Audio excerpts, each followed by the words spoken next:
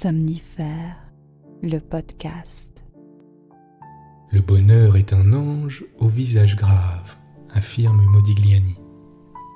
Bonsoir à tous, nous sommes le mercredi 16 juin et Somnifère vous raconte ce soir la rencontre d'un homme avec son ange gardien. C'est une nouvelle poétique de Francis Jam sur le sens de la vie et le temps qui passe.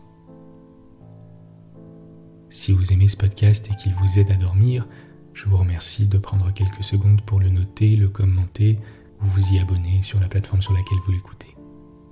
Je vous souhaite une excellente nuit et maintenant place à notre séance de relaxation. La séance de relaxation. Installez-vous confortablement, prenez une lente et profonde inspiration et expirez.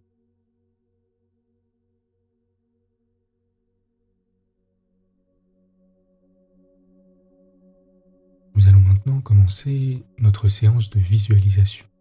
Souvenez-vous que le cerveau ne fait pas la différence entre ce qui est réel ou imaginaire, que la réalité visuelle et l'imagination stimulent les mêmes zones du cerveau.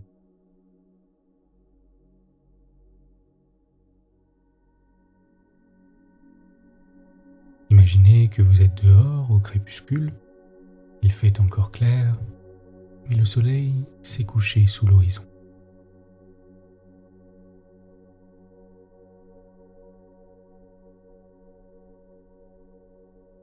La température est idéale et vous êtes dans un endroit que vous trouvez agréable.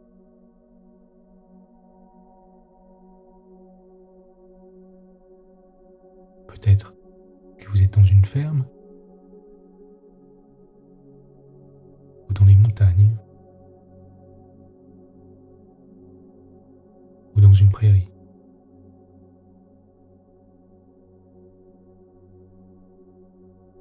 Imaginez un endroit calme, paisible et où vous vous sentez en sécurité, un endroit parfait pour observer le ciel étoilé la nuit.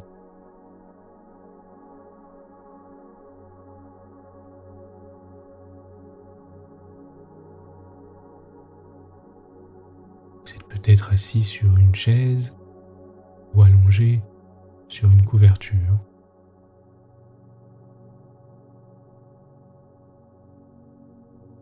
Votre position vous permet d'admirer le ciel et ses innombrables étoiles.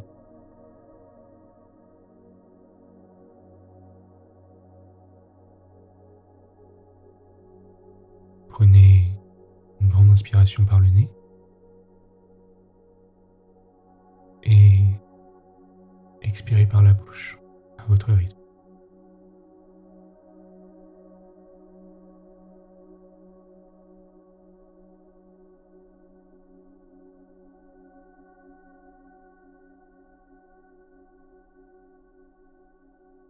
Observez l'herbe autour de vous et son odeur caractéristique et apaisante. Peut-être y a-t-il autour de vous des arbres,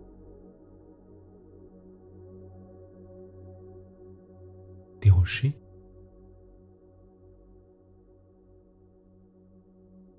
peut-être simplement de grandes plaines ouvertes.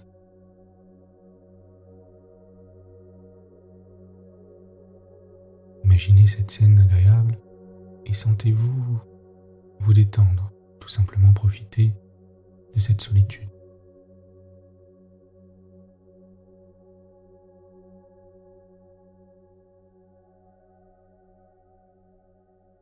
Le ciel s'assombrit progressivement. Observez sa couleur indigo qui devient progressivement plus sombre.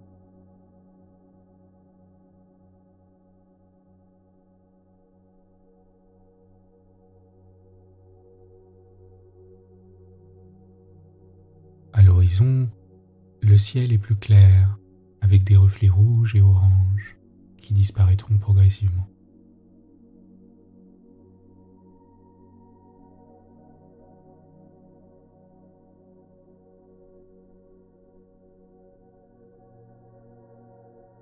Notez Comme il est agréable de regarder le ciel s'assombrir, comme quand nous étions enfants. Émerveillés par les curiosités de la nature, sa beauté et son mystère.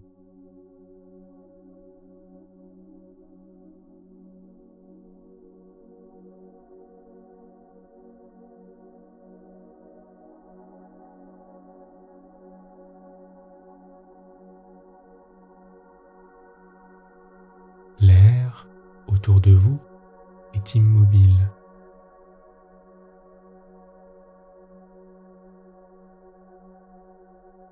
Au loin, vous pouvez peut-être entendre le chant des grillons.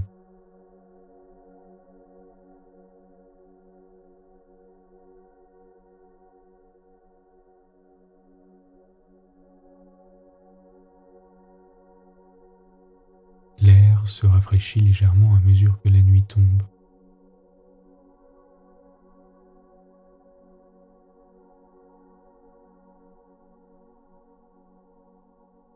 Vos yeux s'adaptent lentement à l'obscurité alors que vous regardez le ciel au-dessus de vous qui s'étend dans l'immensité.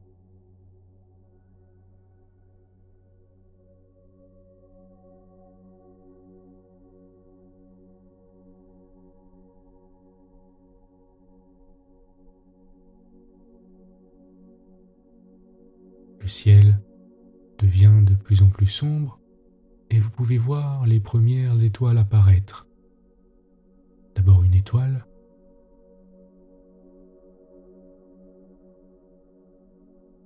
puis une autre,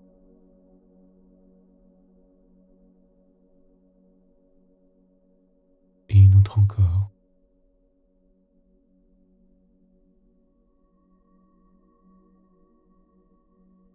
Qui scintillent.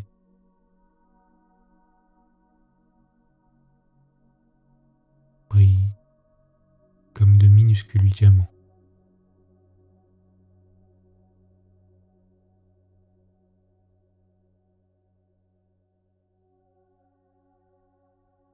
En regardant le ciel s'assombrir, vous pouvez voir de plus en plus d'étoiles apparaître.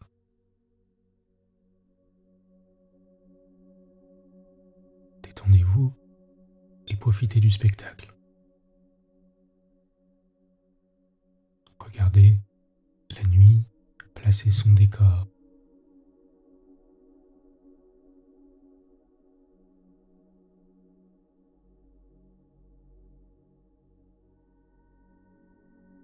Le ciel est exceptionnellement clair, vous ne voyez aucun nuage nulle part.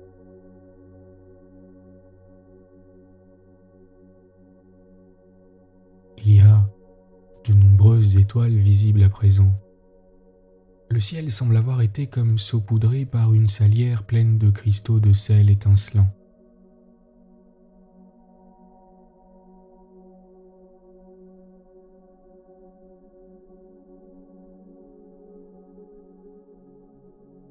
Certaines étoiles sont brillantes, lumineuses.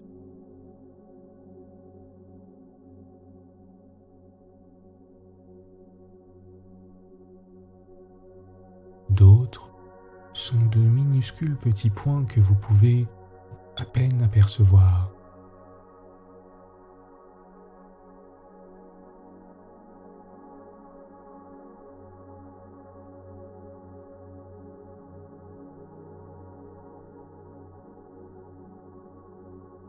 Prenez une grande inspiration lente et profonde.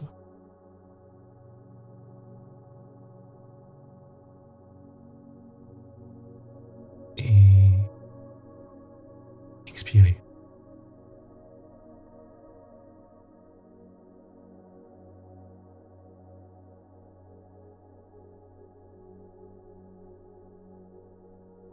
La nuit est complètement tombée désormais.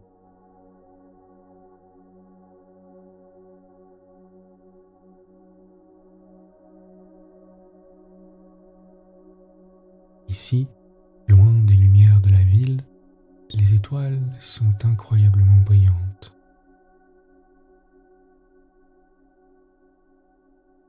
Le ciel, tellement rempli de tant d'étoiles que vous ne pourriez même pas les compter.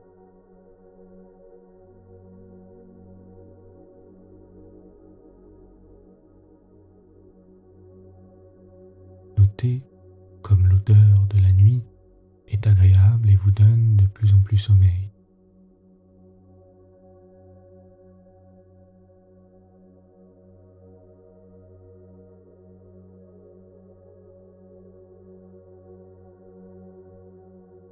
Le ciel étoilé est immense, tellement vaste qu'il est difficile d'appréhender sa taille réelle, si tant est qu'il en est une.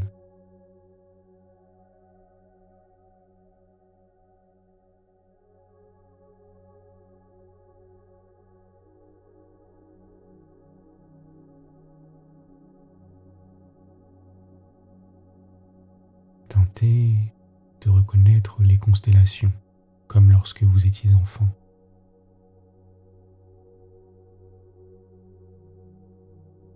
Peut-être pouvez-vous voir la grande ours,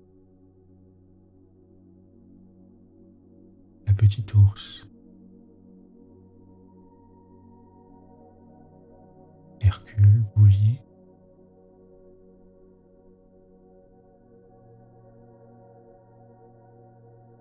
ou peut-être votre propre constellation.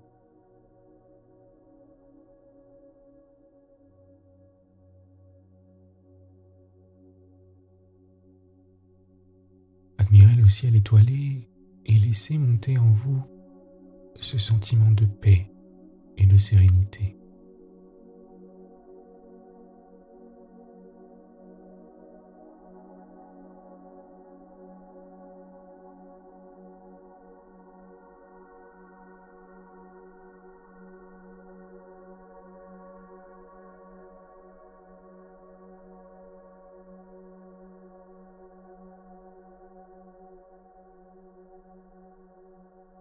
Alors que vous regardez le ciel étoilé, concentrez simplement votre attention sur votre respiration et sur l'air qui entre et sort de vos narines.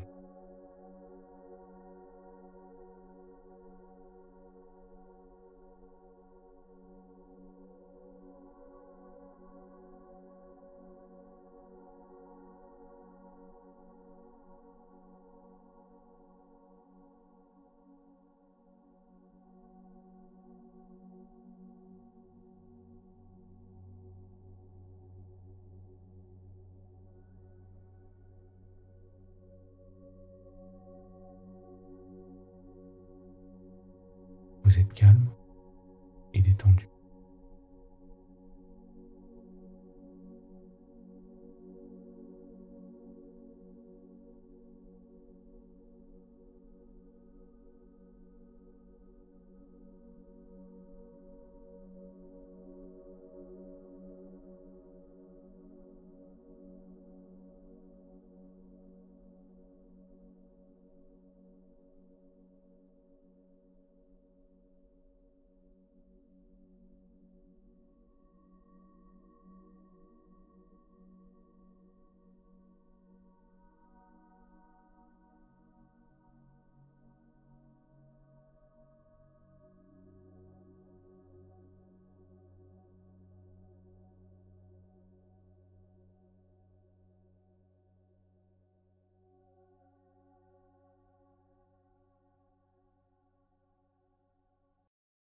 L'histoire du soir. Francis James, Le chemin de la vie.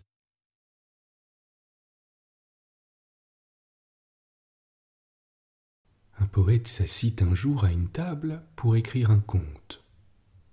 Aucune idée ne venait, mais il était joyeux parce que le soleil éclairait un géranium sur la croisée et qu'au milieu de la croisée ouverte et bleue, une mouche volait. Tout à coup, sa vie lui apparut. Elle était une grande route blanche qui partit d'un bosquet noir où riaient des eaux, aboutissait à une petite tombe calme envahie de ronces, d'orties et de saponaires. Dans Dans le bosquet noir, il reconnut l'ange gardien de son enfance. Il avait des ailes dorées comme une guêpe, des cheveux blonds, et une figure calme comme l'eau d'une citerne un jour d'été. L'ange gardien dit au poète : « Te souviens-tu de quand tu étais enfant ? Tu venais ici avec ton père et ta mère qui pêchaient à la ligne. La prairie, non loin, était chaude et pleine de jolies fleurs et de sauterelles. Les sauterelles ont l'air de brins d'herbe cassés qui marchent. Veux-tu revoir, ami, cet endroit ? » Le poète répondit oui. Et ils s'en furent ensemble jusqu'à la rivière bleue, sur laquelle il y a le ciel bleu et des noisetiers noirs. « Voici ton enfance, » dit l'ange. Et le poète regarda l'eau, pleura et dit : « Je ne vois plus se refléter ici les douces figures de mon père et de ma mère. Ils s'asseyaient sur la rive, ils étaient calmes, bons et heureux. Moi, j'avais un tablier blanc que je salissais toujours, et maman l'essuyait avec un mouchoir. Bon ange, dis-moi, que sont devenus les reflets de leurs douces figures ? Je ne les vois plus. Je ne les vois plus. » À ce moment, un joli bouquet de noisettes sauvages se détacha d'un coudrier et flotta suivant le fil de l'eau. Et l'ange dit au poète : « Le reflet de tes pères et mères a suivi le fil de l'eau comme ces jolis fruits, car tout cède au courant les objets et les apparences. L'image de tes doux parents s'est fondue en l'eau, et ce qui en reste s'appelle souvenir. Recueille-toi, et tu vas retrouver les images bien-aimées. »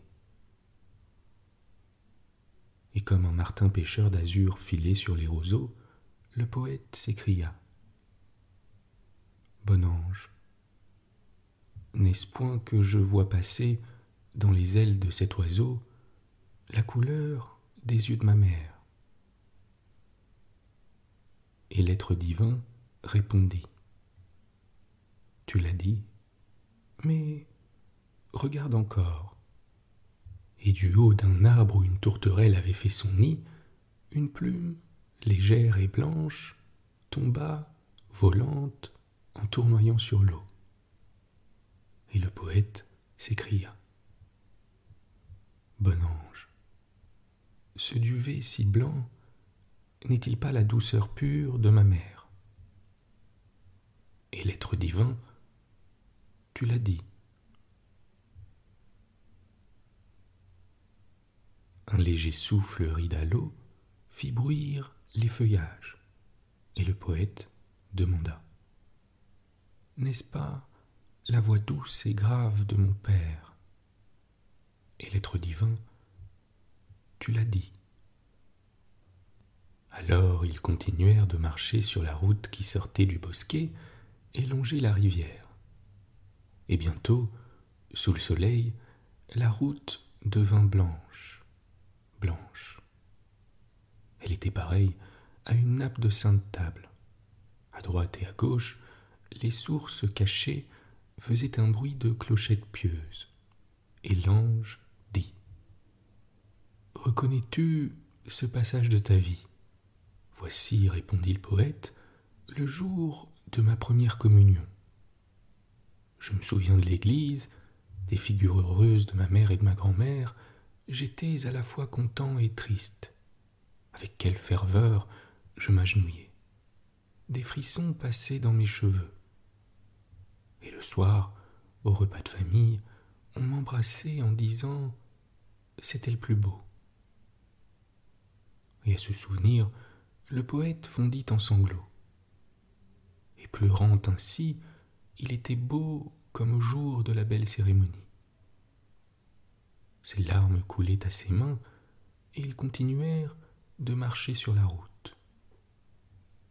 Le jour baissait un peu, les peupliers souples ondulaient doucement le long des fossés. L'un d'eux, au loin, au milieu d'une prairie, ressemblait à une grande jeune fille. Et le ciel se teignait si délicieusement qu'il était pâle et bleu comme une tempe de vierge. Et le poète songea à la première femme qu'il avait aimée. Et l'ange gardien lui dit : « Cet amour fut si pur et douloureux qu'il ne m'offusqua point. Et tandis qu'il cheminait, l'ombre était douce, des agneaux passaient. En voyant la douleur du poète, l'être divin eut un sourire grave et doux comme celui d'une mère malade, et ses ailes d'or frémissantes chassaient les souffles du soir. Bientôt, les étoiles s'allumèrent dans le silence, et le ciel ressemblait à un lit paternel entouré de cierges et de douleurs muettes, et la nuit avait l'air d'une grande veuve à genoux sur la terre. « Reconnais-tu ceci ? dit l'ange. Et le poète ne répondit point et s'agenouilla. Ils arrivèrent enfin à l'endroit où se terminait la route, près de la petite tombe calme, envahie de ronces, d'orties et de saponaires. Et l'ange dit au poète : « J'ai voulu t'enseigner ton chemin, voici où tu dormiras non loin des eaux. Elles t'apporteront tous les jours l'image de tes souvenirs. L'azur du martin pêcheur, semblable aux yeux de ta mère, le duvet de la tourterelle, pareil à sa douceur, l'écho des feuillages, pareil à la voix grave et calme de ton père, le reflet de la route, blanche comme ta première communion, la forme souple comme un peuplier de celle que tu aimas. Enfin, les eaux t'apporteront la grande nuit lumineuse. » Bonne nuit. Bonne nuit.